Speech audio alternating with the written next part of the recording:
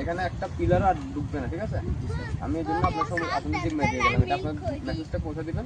যদি একটা পিলার বা একটা কিছু করে আমি কিন্তু অ্যারেস্ট করতে বাধ্য হবো, ঠিক আছে? যদি কিছু করতে হয় সরকারের অনুমতি নিয়ে করতে হবে। যদি মনে হয় যে এখানে একটা ড্রপ হইলে ভালো হবে, লোকের উপকার হবে, তারা জেলা প্রশাসক বরাবর আবেদন করবে, ডিসি স্যার আমাকে তদন্ত দিবে, আমি এসে যদি এটা জনগণের জন্য ভালো মনে হয় আমি প্রতিবেদন দেবো। জেলা প্রশাসক স্যার অনুমতি দিলে তখন আপনার কাজ করতে পারবেন, এর পূর্বে নদীর ভিতরে কোনো কিছু করা যাবে না, ঠিক আছে?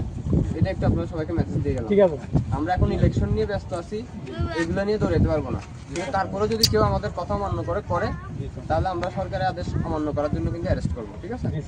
Thank you. আপনারা যদি আপনাদের সবাই এই জিনিসটা লাগে আমরা ওইভাবে সুপারিশ করবো সরকারকে, ঠিক আছে? কারণ সরকার তো সমিতিকে কথা বলবে, এই ডাক্তার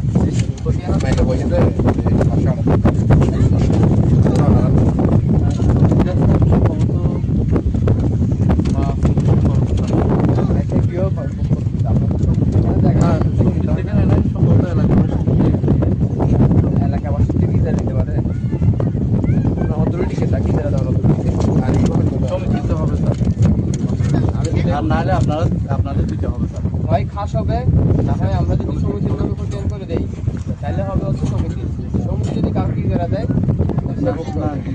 তাহলে এই জায়গা কেউ তারা আমি দেখতেছি এটা সমিতির নামে প্রতিষ্ঠান, ঠিক আছে?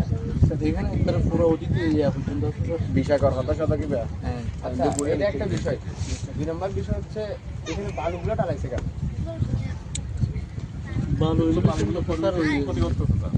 এই যে আমাদের একটা যে যাত্রী মনে করতেছি ইউনিফর্ম মনে করতেছি সেটা 3 লক্ষ কত টাকা দিয়ে করো?